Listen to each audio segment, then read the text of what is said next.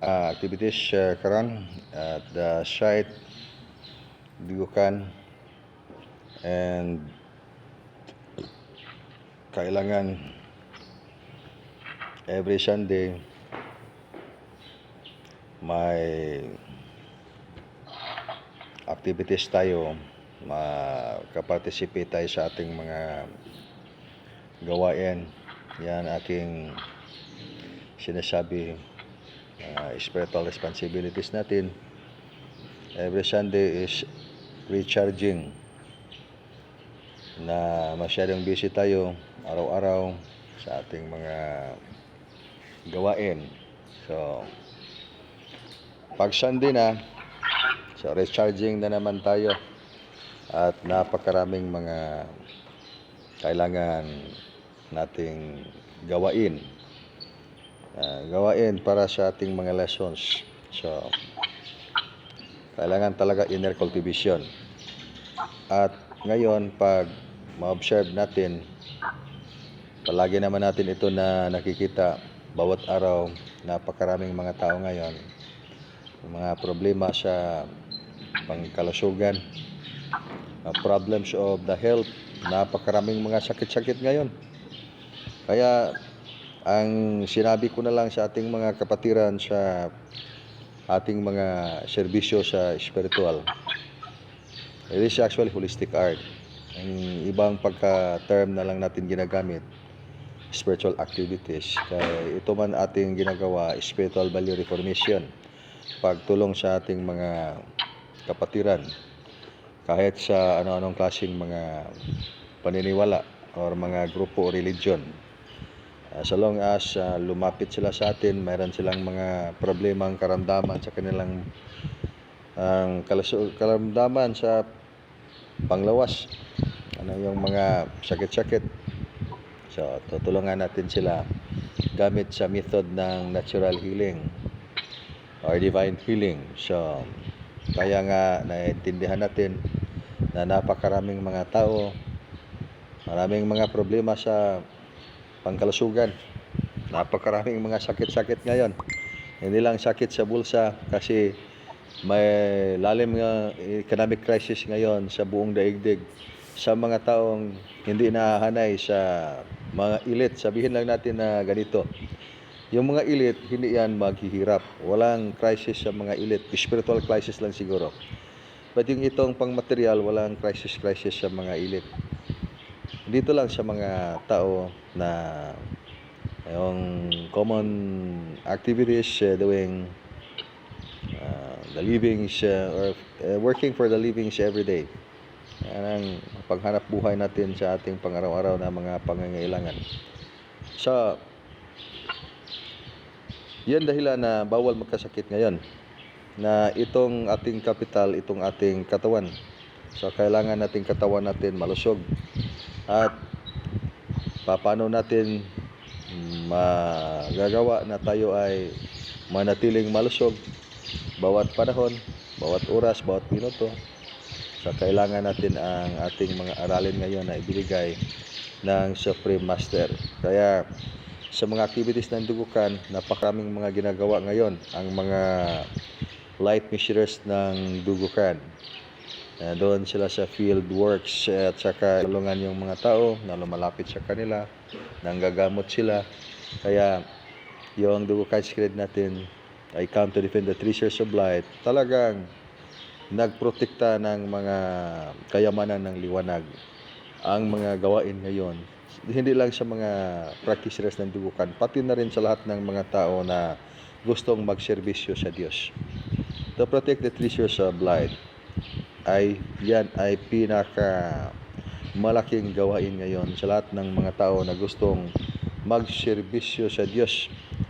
So paano man tayo magserbisyo sa Diyos? Magserbisyo tayo sa pagtumagitan ng light service, pagtulong sa paggamot sa mga sakit sa mga kaluluwa. Pag may sakit yung kaluluwa, pati na rin may sakit na rin yung katawan. Ang unang magkasakit itong kaluluwa. Kaya pag masakit masyado yung puso natin, napakasakit na maraming problema sa buhay, at saka humihina ang katawan. So, pag tingnan natin yung cause ng sakit or dahilan ng problema sa sakit sa katawan, itong masakit ng puso kasi napakaraming mga dapat ayusin ngayon sa buhay ng natin or buhay ng tao or buhay ng kung sino man yung may malubhang karamdaman. Kaya pag tingnan natin yung dahilan, makikita rin natin yung sanhi pala ng ating mga karamdaman, mabigat na problema sa katawan, yung mga enerhiya na negatibo na nagdulot ng hindi mabuting feeling natin sa ating puso. Maraming mga problema sa buhay, mga gusot-gusot sa buhay. Kaya affected yung katawan. So, kailangan natin yung spiritual value reformation upang makakonect tayo sa positive na frequency. Lahat ay nandito tayo ngayon sa field ng energy. Walang taong maka-eskapo sa energy. Kahit yung sinong taong hindi maniwala ng spiritual practice kasi takot sila sa mga gawaing spiritual value reformation, hindi lang natin naunawaan yan. Ang ibig sabihin yan, walang taong maka-eskapo sa energy. Itong lahat ng mga nakikita natin, itong lahat dito sa mundo ay actually the foundation nito, energy. Ang ibig sabihin yan, in English niyang energy. So, ang energy ay ibig sabihin yan, spiritual yan, hindi makikita pero yung maramdaman mo. So, ito ay energy field. Yung mundo ay energy field. Mayroon siyang energy field. Kaya walang taong maka-eskapo sa katotohanan ng spiritual na katotohanan, spiritual na liwanag. Ang lahat ng mga tao ay kailangang matututo sa aralin ng spiritual upang makapagprotekta sa kanyang sarili at marunong manggamot sa kanyang mga karamdaman. Ang mga sakit-sakit natin ngayon ay dulot ng mga negatibong enerhiya na nagsisimula sa ating mga kaluluwa na mayroong mga negative energy contamination ang ating mga kaluluwa. So, pag mayroong negative energy contamination ng ating kaluluwa, makakreate yan ng mga blockages. So, kailangan natin ng healing. Pag masaya ang ating puso, masaya rin ating kaluluwa at mas madali tayong gumaling sa ating mga karamdaman. Ngunit sa mga napakaraming hadlang ngayon sa magandang kalusugan, yung mga negative energy contamination na makukuha natin sa ating kapaligiran, sa hangin, sa tubig, sa mga pagkain na ginagamit natin, kinakain araw-araw. Lahat yun may mga negative energy contaminations, chemical, biochemical poisons. So, kailangan tayo ng powerful na protection. At yan ang mga aralin natin na dapat nating matutunan ngayon. Kaya itong mga gawain ng dugukan, napakarami. Nang dahil tayo ay nakagugol ang lahat nating mga panahon sa pagserbisyo ng liwanag. At pati na rin sa mga practitioners na sometimes nandito sila, on and off sila, and then hindi sila active, hindi sila updated sa mga ginagawa natin sa ating grupo ngayon. Well, for the information lang, para sa hindi sila updated ng mga activities natin ngayon, napakaraming mga ginagawa ngayon ang mga missionaries ng dugukan, helping for the healing of life and nature. Kaya nga, pagtingnan natin sa lahat ng mga aspect ngayon sa mga gawain, at then patuloy kayong nagsuporta sa ating mga ginagawa, at makikita ko rin yan sa ating libro, kasi may libro tayo ngayon. At nagsusulat rin ako ng aklat ng dugukan. Yung mga aralin na ibinigay ng Supreme Master, kailangan na mailagay natin sa libro para mapag-aralan din ng mga tao. Balang araw, mapag-aralan din nila yung mga kailangan, mga aralin na talagang kailanganin sa buhay ngayon. At palagi tayong mga nag-welcome sa lahat ng mga taong magpunta sa ating site na mag-aral ng mga aralin sa natural healing. Kaya from north to south, outside Cebu and anywhere, mga kapatiran natin na natututo na sa mga aralin ng dugukan, naggawa sila ng mga light service activities. At sa pagtingnan natin lahat ng mga project dito sa site, ito ongoing ang ating project sa site. At sa iba ring mga lugar, ongoing din ang ating mga project sa ating samahan ng Dugukan. At ano ang mga pinaka-importante ngayon na information na dapat natin, hindi natin malimutan. Ito ngayon ang aralin kung paano natin protektahan ang ating magandang kalusugan. Dito tayo paikot-ikot tayo sa kalusugan. Kasi napakaraming problema itong tao. Kapon lang or kapon ba yon? Na nagtawag ako ng Haliging Tonton. Haliging Tonton, mayroon siyang pasyente na mayroong problema sa katawan. Sabi ko, idalhin niyo doon siya para makaraos rin sa kanyang sakit na malaki, malalim, masakit talaga yung kasi may problema ang kanyang katawan. May problema, hindi siya makaihi. So, kailangan yan immediate na remedy. So, isa lang yan. At saka itong mga problema ng mga negative psychic attacks, napakarami ngayon. Kaya bawat practitioners ng Dugukan, mag-ingat rin kayo. Maski hindi practitioners ng Dugukan, dito lang tayo malkansi palagi pag maniwala tayo o hindi tayo maniwala. Lalo na sa mga hindi maniwala, yung mga karamdaman talaga may magandang lunas at medyo madali lang. Ngunit hindi man tayo naniniwala at doon tayo sa ating mga iniisip na makatulong sa atin. Ngunit talaga ito may procedure. That's why palagi ko sinasabi sa ating mga kapatiran ng itong pamaraan ay talagang napakahalaga. It's actually more than important. When I say necessary, talagang necessary kasi may mga kalagayan na madali lang sanang ating magawa, madali lang mabigyan na lunas. Ngunit pag hindi natin alam ang paraan ay napakahirap rin nating i-resolve. So, pag matutunan natin ang mga pamaraan, mga fundamental lang na pamaraan, intindihin lang natin na ang lahat ng pundasyon na yon nangyayari sa ating buhay, pangkalusugan man, pangkabuhayan, at lahat-lahat, ang pundasyon yan ay spiritual, energy. That's why mayroong statement, positive energy follows positive energy. Negative energy follows negative energy. So, pag yung influencing energies natin ngayon, negative, so, susunod yun yung mga negative energies. Kasi mag-attract yan ng mga negatibong mga enerhiya. Ngunit, sa ating kapaligiran, masyadong maraming mga negative energies. Maski pa positive tayo all the time. Positive energies all the time. At then, ang ating kapaligiran, napakaraming kalat-kalat ng mga negatibong energies. At yung katawan, bawat cell ng katawan, it's actually magnetic. That's why you have your energy field.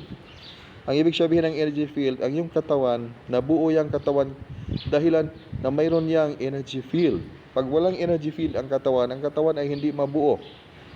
Kaya ito ring mundo natin hindi mabuo pag wala ang energy field. Kaya you are drowning in the field of energies as you are energy itself. So, ano ang kailangan natin ngayon? Without powerful self-protection, itong mga negatibong enerhiya na sa ating kapaligiran, hindi lang natin nakikita. At sa mga sensitive na ng mga energies, at makikita rin nila yung mga energies na sinasabi natin in the forms of colors, and then kanilang maintindihan na yung talagang mga negatibong enerhiya ay magdudulot ng hindi mabuting idudulot sa ating pangkalusugan. Kaya, pag wala tayong powerful self-protection, lalo na sa mga negative psychic attacks, sa napakaraming mga bad lucks na mangyari sa buhay ng isang tao na walang powerful self-protection. Kaya ibinigay ng Supreme Master Akadastar, Supreme Super Light Angels, that yung itong mga aralin ngayon, powerful self-protection, at paano natin makukuha yung powerful self-protection? Serbisyo lang tayo sa liwanag. Kaya pagdating na ng mga tao dito sa ating site or kain sa tayo, matagpuan natin yung mga tao, sa mundo sila doon, may karamdaman, malughang karamdaman, at iba't ibang mga karamdaman. Ang nagagawa natin ay tinuruan na lang natin sila ng pamaraan ng paggagamot gamit ang divine healing. Kasi hindi lahat ng panahon na mahanap tayo ng tao. At pag hindi natin sila turuan, palagi silang maghahanap ng mga tulong sa kanila. And then iba talaga, pag yung talaga siya or yung tao na may sakit ay talagang marunong na silang manggamot. Nang pag magkataon na makasakit yung katawan nila, sila yung gumagamot. At malutas rin ang problema. Walang problema actually na hindi malulutas. Maski na sa mga kahirapan ng buhay na yon sa bawat tao na natamaan ng mga kondisyon sa buhay na talagang hindi matawag natin na pleasant vibrational frequency because of the crisis. It could be economic crisis or emotional crisis, spiritual crisis, napakaraming crisis ngayon. So, the now has many crises in the now, today. Nowadays, napakaraming mga crisis ngayon. Kaya, ano ang idudulot nitong mga crisis ngayon sa pangkalusugan ng kaluluwa? Hindi lang sa pangkalusugan ng katawan. Spiritual bankruptcy. Kasi yung bankruptcy ng spiritual, hindi ito material ha. Bankruptcy ng spiritual, mawawala ng pag-asa yung tao kung ano niyang gagawin sa kanyang buhay, nagkasakit pa, at wala pang tumulong na tao. So, napakalubhang kalagayan ng isang kaluluwa na mayroong spiritual bankruptcy. Ang sanhi niyan because this surrounding is filled with all the negative energies. Napakarami talaga mga negative energies. Kaya sinasabi ko ngayon, sa lahat ng mga practitioners ng Dugukan, we are practicing spiritual value reformation. Napakataas na mental discipline ng spiritual practice. Pag sabi ng mga tao, hindi tayo maniwala, kulto yan, ano yan? Walang kulto-kulto sa actual practical lesson. Pag maniwala ka man ay hindi, mas mabuti pang ikaw ay hindi maniwala. Gagawin mo lang yung lesson. Kaya sa taong talagang naniniwala at tubhang naniniwala para hindi gumagawa ng mga aralin, paano ka matutuno? Defending yourself or protect yourself from the harms of the negative energies and wala kang natutunan sa counter-attack of the negative energies. Or even to iskapo lang sa mga atake ng mga negatives. Ilang beses na ba ito nangyari sa mga tao, sinabihan ko sa kanila kasi nagpatulong sila sa atin. Ang sabi ko, yung karamdaman mo, sanhi yan ng mga negative psychic attacks. Sanhi yan ng mga elementals na palaging sumusunod sa iyo kasi siguro sa mga previous lives, reincarnation, or sa ibang or saan mo yan nakukuha ng mga connection, hindi na yan mawawala sa iyo unless you have to do this lesson. At binigyan natin sila ng guidance kasi kabisado na natin yan kung ano ang puntahan yan. And then hili sila nakinig. And then pagdating ng hilang bulan, and then bumalik. Pero malubha na ang kondisyon. So sabi ko, kailangan talaga na gagawin yan para hindi maging hopeless ba darating ang araw. So, ang iba naman ay ginawa naman nila so na resolve ang kanilang mga problema. Ang iba hindi naman nila ginawa so lumala ang problema hanggang sa panahon na wala na tayong magagawa. Kaya what's the best method of natural healing? So, ang pinaka mabisang method ng natural healing, yung abstinence before the thing will happen or a worst condition will come to you, you have to do something about that. Iwasan mo yon para hindi yan magaganap sa iyong buhay. Kaya ang buhay ngayon, art of life or distraction lang. Ang divine guidance ay binigay ng Supreme Master para sa lahat. Lahat ng mga tao kailangan ng spiritual. Walang taong hindi kailangan ng energy. Nang lahat ng tao ay kailangan ng energy, lahat ng tao ay kailangan ng spiritual. Another term for energy is spiritual. Spiritual energy. At kilalanin natin ang ating sarili. When you know yourself, know thyself. That's the lessons of the College of Mystery. Then from the College of Mystery, go to beyond College of Mystery. Pero saan man mo makukuha yung Beyond College of Mystery, you can do that when you practice Angels Contacts and Connection or Art of Life 172. At sa mga activities ng Dugukan, patuloy lang tayo sa ating mga light service activities. Bawat linggo, mayroon tayong General Assembly for the light service. Lahat ng mga chapters sa Dugukan, Luzon, Visayas, Mindanao, outside the country. So join all together, collective for mission. Makatulong yan. Napakalaking maitulong yan sa ating cultivation. That is expanding your divine connection with the Omni God. That is regardless of your belief. Kasi pag makita ninyo yung activities natin, ginagawa natin ngayon, dito tayo sa exercises.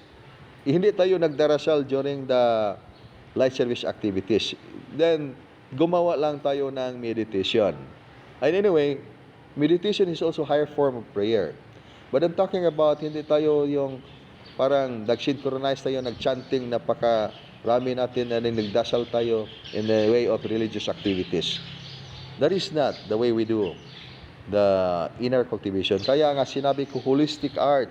Lahat ng mga galaw na inyong ginagawa during the light service or when you do your Angels Contacts and Connection Art of Life, lahat ng mga movements yan ng martial arts. Kaya maging hindi mo man isipin na or naisin na maging martial artist ka, so long as you do the lessons and then by naturalness way, lesson ng Dugukan is naturalness.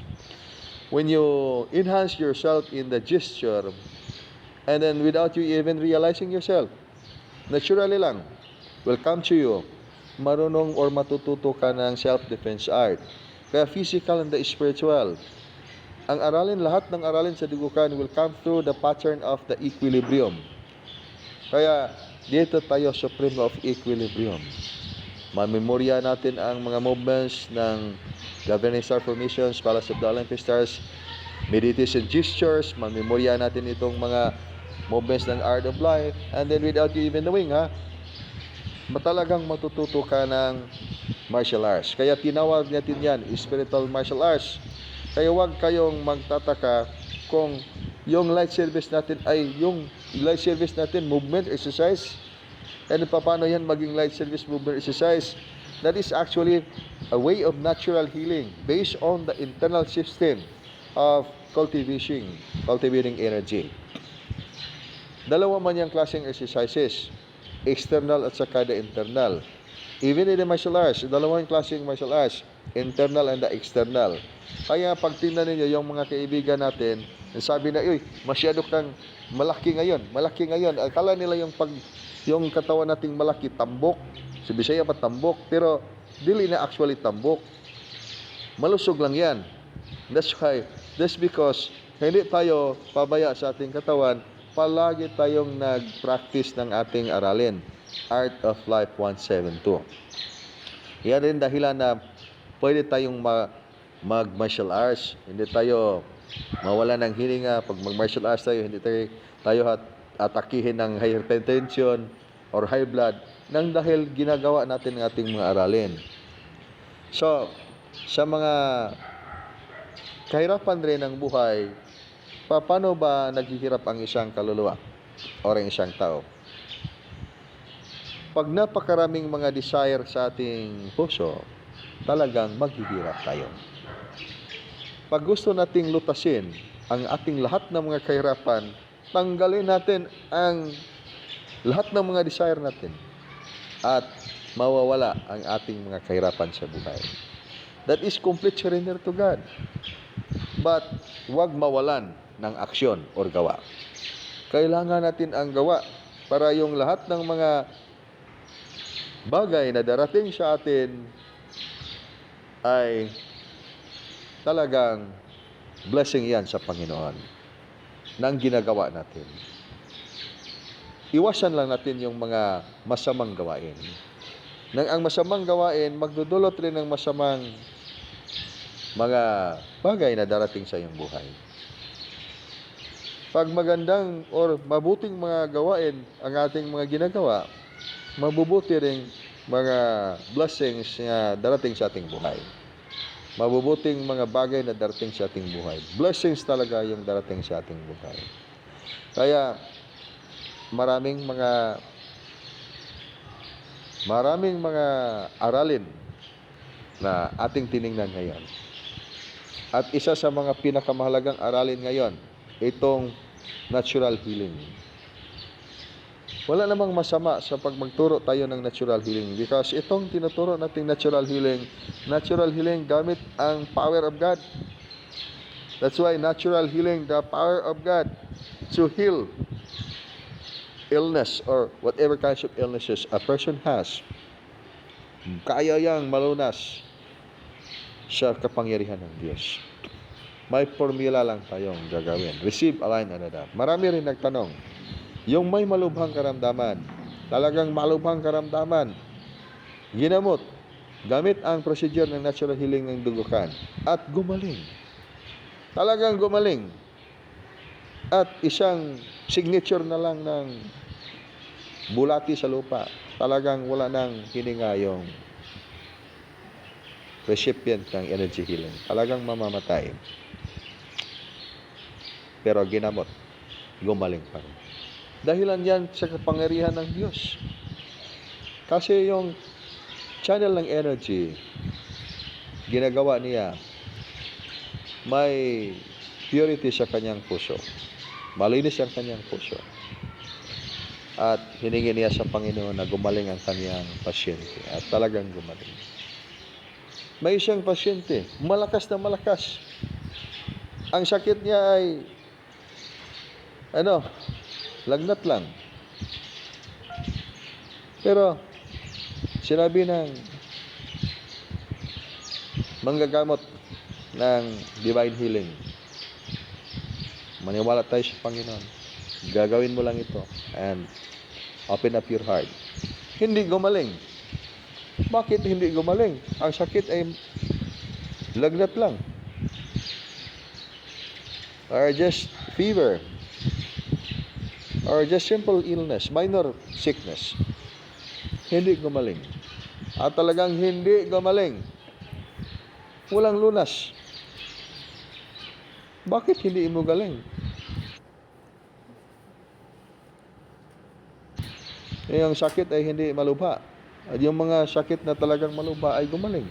Yung mga sakit na hindi, mga minor illnesses lang ay hindi gumaling. Sa maraming dahilan. Pero isa sa dahilan yan is the will of God. Everything is the will of God.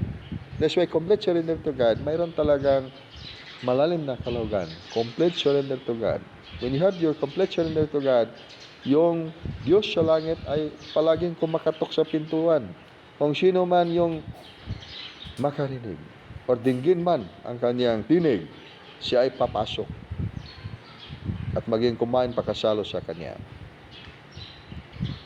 Ang ibig sabihin, bigyang blessing yung tao at gumaling ang kanyang karamdaman. Pero ngunit, bakit sa kaunting sakit hindi man gumaling ang isang tao? Sa paraan ng divine healing. Ang dahilan yung tao ay talagang sarado ang kanyang puso. Hindi siya naniniwala. So itong paniniwala rin ay gabay ito sa paggaling ng ating kaluluwa. Para yung energy na galing sa Panginoon ay pumasok sa ating kaluluwa, pumasok sa ating dimension ng ating kaluluwa. At yung enerhiya na yan ay pagalingin tayo. Kaya sa katagalan ng ating mga practices na itong divine healing or natural healing, hindi na natin maitanong sa ating sarili kung ilang tao na yung mga taong naligtas sa pamaraan ng ginagamit natin energy healing. Kaya ngayon pagpunta ko doon sa Manila, when I was taking the naturopathic medicine, nagtanong sa akin yung isang physicist na kailan ng taong na gumaling sa yung method ng natural healing. Kung medyo marami-rami na, Doc, sa mga ilan? Iwan ko, pero basta medyo marami na. Kasi hindi natin masabi kung ilang tao. Wala tayong figure. Sa karami-rami ng mga taong natulungan natin, natulungan ninyo sa inyong panggagamot, hindi na ninyo mabilang yung mga tao. Pero maski isa niyan, wala tayong ginaling gamit sa ating kapangyarihan. Bakit wala tayong ginaling maski isa niyan gamit sa ating kapangyarihan? Ang tumpak na sagot niyan dahil yung kapangyarihan ginagit natin ay hindi yan ating kapangyarihan. Kapangyarihan ng Supreme Master yan. So pag gumaling yung tao sa ating panggagamot, yung nagbigay ng blessing para gumaling ang isang tao, ang Diyos mismo sa langit. Kaya, naging instrumento lang tayo. So hindi talaga tayo yung nagpagaling sa tao. Ang nagpagaling sa tao yung Supreme Master. At ang blessing ng Diyos sa iyo, yun din ang blessings na nakamit natin. Mayroon tayong magandang kalusugan sa ating kaluluwa at pati na rin sa ating katawan. Kaya pagdating ng pandemic, ang mga tao talagang takot sila sa virus. Talagang takot sa COVID virus. Dahil sabi ko sa mga tao, naniniwala sa model ng healing natin, lalo na sa mga practitioners, sila yung mga virus takot sa atin. Kasi pag yung mga virus, pag makakonect sa inyong katawan, ay talagang kakainin sila ng mga cells sa inyong katawan at mamamatay sila sa katawan. At hindi yung mga cells sa katawan ang mamamatay. Pag tama pa lang ng virus sa iyong magnetic field, lalamunin na sila ng electromagnetic field sa iyong katawan.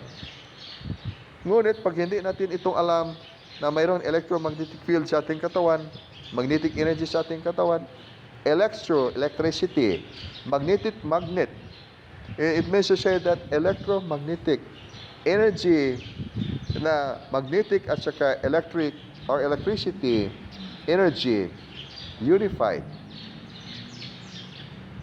Napakalakas.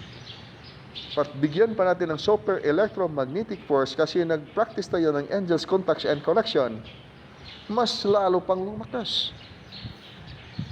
At pagbigyan pa natin ng supreme superlight energy kasi nag-practice tayo ng governing star formation, palace of the Olympic stars, angels, contacts, and connection, higit pa na mas malakas. So napakalakas yung energy. At bakit tayo matatakot pag mga viruses? Kaya sabi ko, ito ngayon, panahon ng paghahanda. Lahat ng mga tao, practitioners ng dugukan, bawat isa sa inyo, sa panahon na kayo ay nakapasa ng angels, contacts, and connection or lightship initiation, you have your spiritual responsibility. You are carrying the light of the Supreme Absolute. What kind of God the truth of that God you are carrying? The truth of the Supreme Ultimate God. Na ipaniliwanag ko na Omni-God. That is Omni-God. It means to say it is not the only God of a certain race. Or isang bansa lang, dalawang bansa, at tatlong bansa, or isang religion lang. Hindi yan specific. Pag Omni, sa lahat ng mga paniniwala, pati na rin yung walang mga paniniwala, pati na rin lahat ng mga alien, ibang planeta, ibang mundo, lahat ng mga dimension, yung Omni-God na yan, yan ang ibig sabihin ng Supreme Infinite na Omni-God. At yung katotohanan na yan, dyan tayo nakakonect. So, wala tayong dapat ipagkabahala sa ating sarili pag dyan tayo nakakonect. Gagawin lang natin ang kailangang mga aralin na ibinigay ng banal na espiritu at kadaligang kailangan natin gagawin. Inner cultivation. Kaya it will undergo the process of following the commandments of good health as outlined in the lessons or in the modules released by the formation of Dugukan. Kaya ito, sa ating aralin, modular tayo. And of course, when you go to the site or you come here at the site or anywhere, makatagpo kayo ng mga practitioners ng Dugukan na-enhance sa mga aralin ng natural healing, so pwede kayo doon makapag-guide sa kanila upang ma-guide rin kayo at matututo sa mga lessons ng Dugukan sa natural healing. At ako ay nagpasalamat sa lahat ng mga sumusuporta sa ating mga gawain, non-practitioners of Dugukan or practitioners of Dugukan. At patuloy lang tayo. In my material side, I would say like that, na patuloy kayong nagsuporta sa ating mga activities. Nakikita ko man yan lahat sa ating mga record na ginagawa. Kasi lahat ng mga activities sa dugukan, naka-records yan. At sa 2023, nakikita ko man yung mga activities sa dugukan at talagang masaya ang aking kaluluwang nag-iisip sa mga activities na yung mga practitioners ng dugukan ay talagang nagmahal sila sa pagsuporta. At maski hindi masyado tayong marami, napakaraming mga nakakonek sa dugukan. Ngunit, yung mga, I'm talking about the actual practitioners in the actual field of the light service activities. Nakikita ko yung mga lahat ninyong mga ginagawa at patuloy lang kayo sa inyong mga ginagawa. At lahat ng mga practitioners ng dugukan, makikita ko man yan sa aklat natin, lahat ay nakatali man yan. And then, antay-antay lang tayo sa mga malaking launching ng mga project sa dugukan. By this time, mayroon tayong ongoing project na ginagawa. Itong mga ongoing projects natin ginagawa, medyo malaki-laki rin ito. Nang ito ay lubhang malalim na energy kailangan at malakas na energy kailangan at nandito tayo sa ating mga ginagawa. When it comes to the logistic side, itong logistic side natin, survive rin maski medyo malaki-laking ating kailangan sa ating mga project ngayon. At we will see in this first quarter anong magagawa natin para sa mga project na ipagawa ng Supreme Master sa Langit. May mga project na ipagawa ang Supreme Master sa Langit. Kaya hiningi ko ang lahat ng mga records sa lahat ng mga practitioners ng dugukan, yung mga active participants of the formation of the dugukan at yung also hindi na mga active sa formation sa activities of the dugukan. And then we will be having our general conference involving with different groups. Involving with different groups, hindi lang sa ating grupo. Magpatawag ang 72 Spiritual Division or San 72 ng general formation sa lahat ng mga practitioners of the Spiritual Division. May malaking project na gawain. Ngayon, nag-umpisa na yung project. We will see lang ano yung resulta doon sa isang lungsod na external na formation. We will see lang. Yes, perhaps in the first quarter. And then if this will work out, and then that could be announced entire nation para makatulong rin yan sa mga tao sa iba't ibang mga lugar sa ating bansa. External man yan. Ibig sabihin ng external, that would involve the local government. Mga tao nandun sa gobyerno, and we are part of those activities because we are citizens of this nation. And that's why may mga aralin tayong mga ma-share din sa mga tao. Just like for example, offering livelihood program sa mga barangay, sa mga tao nga sino yung mga lungsod-lungsod na gustong magkaroon ng mga livelihood program using the modality of the hilot system. Training rin ng martial arts. At patuloy lang tayo sa ating mga ginagawa ngayon. Yan ay mga external na mga activities. Sa internal side, itong ating cultivation. In some other countries, especially yung mga practitioners ng meditation, malalim ang mga ginagawa rin nila at nakafocus sila sa holistic art, meditation. That is self-realization. To the point na makamit rin nila yung soul realization. Kaya huwag kayong manibago pag sabihin natin meditation.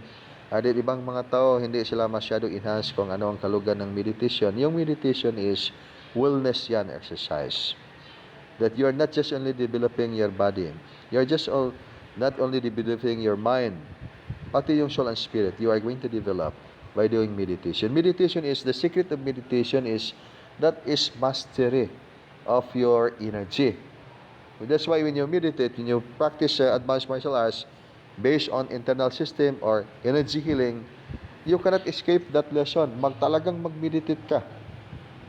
Pag hindi ka mag-meditate, hindi ka makaperceive ng energy. At hindi ka rin makapag-circulate na yung energy. Kaya ang secret ng meditation is actually yung control your breathing, control your mind, and control your muscle. Yang tatlo na yan ay pinaka-fundamental sa iyong meditation. Control your mind, control your breathing, and control your muscle. When you can control your mind, breathing, and your muscle, and then you can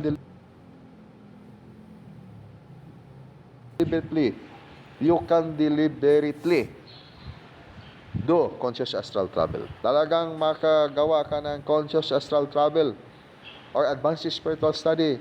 The time that you will be enhanced, to control your mind, control your muscle, or control your breathing. Ito ay mahirap gagawin, ha? Hindi ito magawa ng isang tao overnight. Kaya maraming nagsasabi sa atin, GM, SGM, bakit hindi ako makapag-astral travel? Hanggang ngayon, hindi ako maka-astral travel. Wala nga akong panaginip. Maintindihan ako, miracle. The time I wake up early morning. Ang dahilan yan, hindi pa natin masyadong na-activate yung mga kailangan natin gagawin na i-activate natin itong mga internal energies nandyan sa ating mga buto para ma-activate rin ang mga advanced information of spiritual function dyan sa katawan. Ang dahilan yan, pinakadahilan, itong fundamental, control your mind, control your breathing, control your muscle.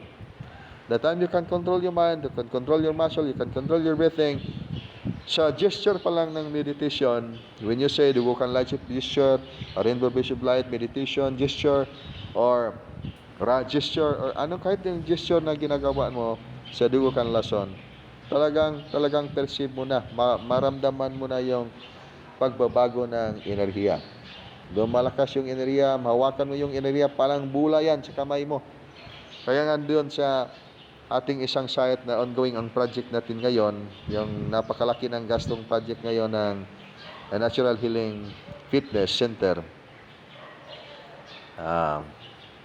May exercise activities doon. Ay sabi ko sa mga practitioners, finding formation. Pag ibig sabihin ng finding formation, that is actually the actual implementation of your action para i-protect mo yung sarili mo sa mga banggaan ng mga enerhiya. May banggaan ng mga enerhiya, hindi lang ninyo alam yan. Pero palagi yan nangyayari, araw-araw, bawat minuto sa iyong buhay. Kaya pag alam mo yan, marunong ka nang mag-protect sa iyong sarili laban sa mga negatibong enerhiya na gustong atakihin ka. So, during the time I said, pending formation, bakit ba hindi man ninyo maintindihan na mayroong mga energy na yan sa paligid ninyo, hindi niyo alam? Bakit hintayin pa ninyo yung mga negative energy makakonect sa inyong energy field? Pag makakonect niyan sa energy field, magdudulot na yung mga energy imbalance, emotional problem, depression, anxiety, o lahat ng mga hindi magandang pakiramdam sa iyong sarili. So, do this way. And then, tinuruan ko sila yung paano yung magawang you can touch the energy. I-connect ko kayo ngayon sa itong energy na ito para talagang maramdaman ninyo. And then, nakakonect sila at nahawakan nilang energy. Pagkatapos niyan, tinanong ko sila, anong na-perceive mo? O nahawakan naman yung energy, Jim. Parang bula. O yan, totoo yan. Talagang nahawakan mo. Pag magkamali yung description mo, pagpahayag mo sa pagpaliwanag mo, hindi mo rin alam pag yung nagkamali yung paliwanag mo. Nang dahil ay talagang nahawakan nila yung energy, parang bula daw. And then, yan talaga yung energy na yan. So, naintindihan rin nila. So, ito ngayon, paano na pag wala tayong maintindihan ng energy na ganitong klaseng formation? Hindi natin alam na talagang in the surroundings, napakarami ng mga energy, ha? Hindi natin lang alam. Ang atin lang nalalaman na doon na tayo, tinamaan na tayo ng negatibong enerhiya at nagkasakit tayo. And then, magpatulong tayo ng mga manggagamot, and then we go to the hospital or look for the doctor to heal yourself or to heal your illness. And then, mayroon pang mga diagnostic. Talagang may laboratory exam nakikita natin sa lab test. But the problem is, hindi gumaling. Hindi gumaling. Bakit man hindi gumaling? na mayroon namang lab test, nakikita naman natin yung talagang yung at saka in-applyan natin ng medisina. Kasi yung problem ng energy was actually driven by the negative energy. Kaya nga mayroong case doon, this is actually part of the actual scenario ba, nangyayari. May isang tao nagtanong, kasi mga group of practitioners of the natural medicine, then they're asking the lecturer, the doctor, then tinanong nila, Dok, may gitreat kami dun, Dok.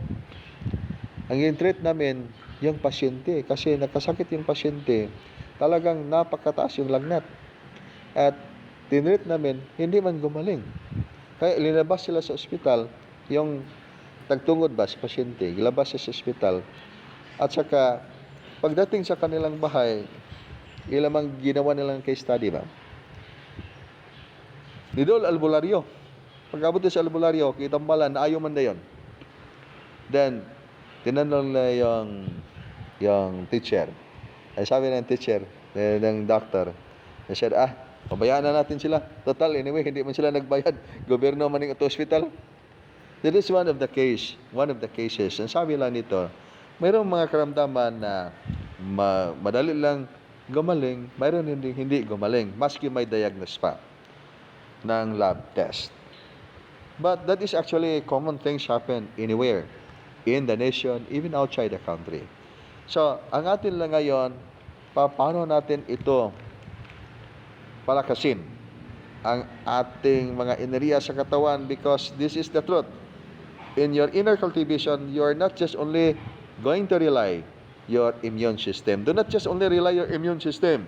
Although yung immune system niyo ay napakalakas, talagang malakas, kasi naturalness ang lasa ninyo. But, hindi yan enough to counter tougher kinds of viruses.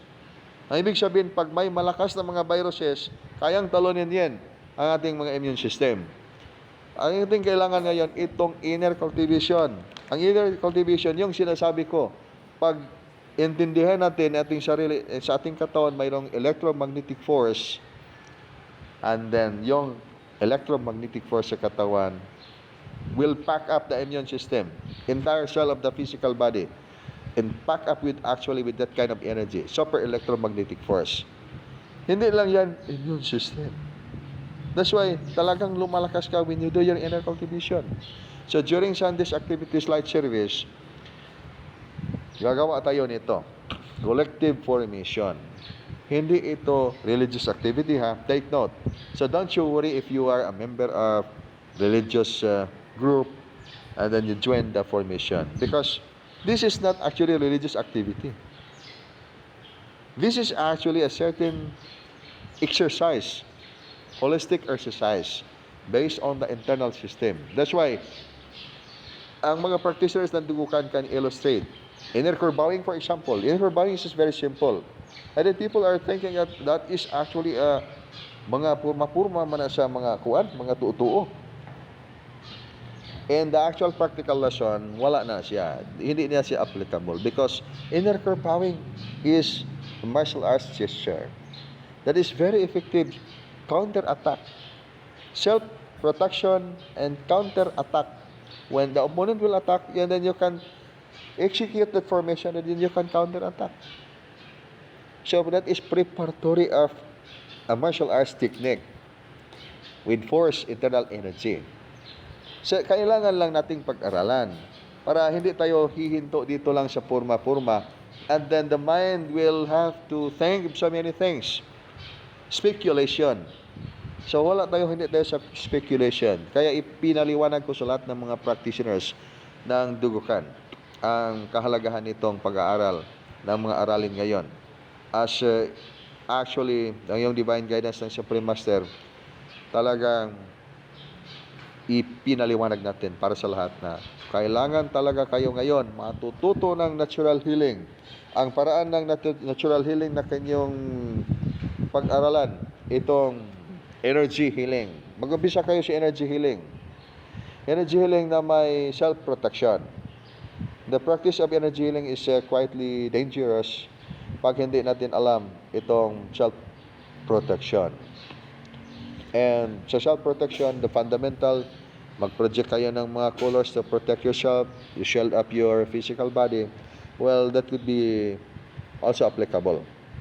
And then sa practice na ng ating ginagawa ngayon, I am not encouraging everybody to project color as a sort of your powerful self-protection because napakaraming mga enerhiya ngayon nga malakas na hindi kaya ng projection of colors na to protect your physical body. Kailangan talaga yung system ng Art of Life na release lesson. At iba rin, kasi iba't ibang mga models ito. At then, isa lang ang sagot sa dalawang system. When you project or the power of the mind to activate internal energy, that is through the power of the mind. Meditation, focus, and then yung isa rin, by the power of the divine words. Ginagamit yung divine words to activate internal energy in the physical body. And both would have advantages and would have also disadvantages. Kailangan ang guidance sa dalawang method na ito. So when you practice internal energy by the power of the mind, just focus lang, concentrate, control your breathing, mind, and the muscle, and then project mo yung energy to activate the energy centers of your physical body. And then once ma-activate mo yan, and then you can experience your internal energy. And then pag ma-half cultivated rin, hindi ka marunong sa timing yan, mag-activate yung ibang mga center ng enerhiya sa katawan at yung iba ay hindi. And then mayroong sudden plug up of the energy, so maging may disadvantage rin. Magdudulot rin ng mga energy imbalance or yung mga energy imbalance. Mangyari yan, may mga negative side effect. Tinatawag yan sa iba pang term, Kundalini syndrome, or masusunog yung mga energy tunnels, or masisira yung energy tunnels, masusunog yung mga daluyan ng mga energies. So, ibig sabihin, mayroon diyang danger yan. And it will create energy imbalance and then something different as a consequence of that kind of practice pag medyo masipyat. And then dito po sa divine words, and then you don't know the function of the divine words. Sabi mo, itong divine words ay napakalakas ito. Kasi ito, orasyon ni Santiago ni, pating gamana na ni. Bisag humba imong tangagon, di na kamadutlan. And then, doon na lang po siya disadvantage when the body is not ready for that kind of energy. Ang ibig sabihin, dalawang model. Ang model focus direct to the mind, at isang model is focused with the mind also, then to connect consciousness with the divine words. Mayroong mga spirit guides. And that's why ito ay napakalaking field, because when you talk about spiritual guide, and then what's the precise office of your spirit guide, ito ay isa ring bagay na dapat nating tingnan. Napakaraming mga taong nagkamali dito sa model na ito. Dahilan yan sa maraming mga consequences rin, blockages sa buhay. Kaya nakapakalaki na itong mga aralin. Basta involving mga divine correction. Kasi pag ibig sabihin natin divine correction, talagang divine correction. Pero ang pagkamali lang, yung paniniwala natin divine correction, pero hindi pala yung divine correction. Napakalakas yung energy, doon ka nakakonect. At naka-access talaga yung napakalakas na spiritual energy. Ngunit pagdating sa katawan, hindi ready ang katawan tumanggap ng napakalakas na energy na yan. So, ang maidudulot niyan sa iyong katawan.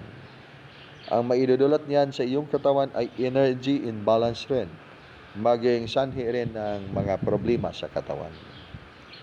So, ang ibig sabihin, you have to undergo the precise lesson of inner cultivation para matanggap mo yung energy na napakalakas gamit yung mga divine words. At tanggap na tanggap talaga sa mga cells na iyong katawan at hindi magkaranas ng energy imbalance ang katawan. At paano yan mahanda ang iyong katawan para sa napakalakas na enerhiya na gamit na makonek mo, gamit ang divine words. Magagawa mo lang yan, ang kahandaan ng iyong katawan, pag i-activate yung internal energy na galing sa iyong buto. Kaya internal energy comes from the bone. basically, and is transmitted through your joints. When you stretch your joints, you can express your internal energy. So it means that you can double your energy. Bagaman yan ang kalaki yung katawan mo, you are 5'6" height and then 150 lbs or pounds, and then you can carry 100 kilos, and then when you can use your internal energy, you can carry 300 kilos. You can triple your force. That's because of the bone energy. But without the bone energy, it's so difficult for you to carry 300 kilos. You can only carry, mabuhat mo lang yung 100 kilos. But sa pamagitan ng pagkagising na yung internal energy, magawa mong buhatin maski 300 kilos, 300 kilos. Yan ang kahalagahan ng internal energy. Ang ibig sabihin yan, pag magawa mo yan, gising ang yung internal energy, pwede rin kang makakonect ng napakataas na energy galing sa advanced na spiritual world gamit yung banal na pangalan. Kaya mayroong devotion yan. Devotion isa sa pamaraan ng inner cultivation. So, which model you are going to practice? Either you are in the path of the healer. Yung mga landas ng mga manggagamot, kailangan na daraan sa inner cultivation para mas lalong lumakas yung energy sa panggagamot. At mas malalong lumakas yung energy sa panggagamot, mas lalong lumalakas rin yung energy sa self-protection, yung finding formation. You have to defend yourself from the harms of the negative energies. Pag hindi mo yan manggagawa, ay huwag ka na lang manggamot para maiwasan mong malaking problema sa iyong sarili. The accumulations of the negative energies sa iyong panggagamot na walang self-protection would be madali lang ang panahon, 1 bulan, 1 taon, o 10 taon, o 20 taon.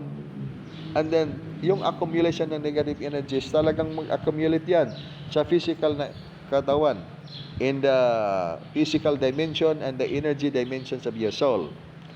Hanggang sa panahon na talagang mabigat na yung accumulations of the negative energies at hindi mo na makayanan, yung immune system talagang mag-collapse at saka magkasakit ang katawan.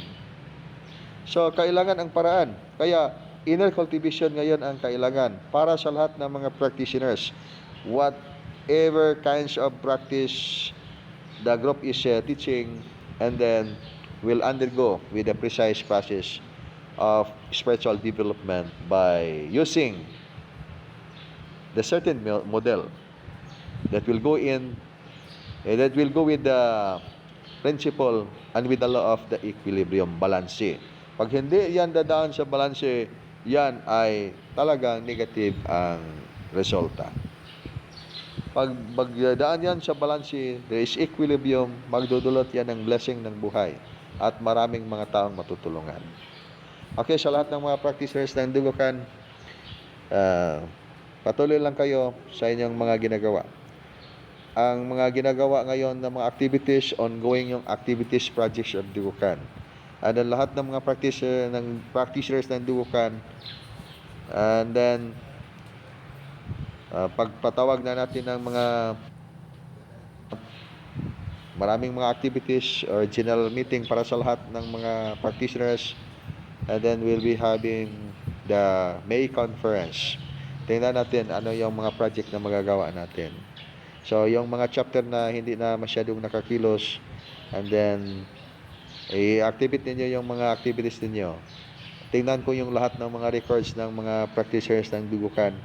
And then, pag mayroon tayong mga gagawin na mga project when it comes to the launchings of the formations of the Supreme Master of Wisdom, Akrasa Supreme Superlight Angels formation para sa pagtulong ng mga tao sa spiritual value reformation, and then makikita ko rin yung mga records ninyo na talagang ngayon ginagawa natin ito sabay-sabay ang ating mga gawain na iniutos ng Supreme Master para sa lahat ng mga practitioners ng Dugukan, para sa mga tao at para rin sa mga taong darating na mag-join sa ating formation. Okay, so pagbalaan sa kinabuhi o sa kinaiyahan. Bim.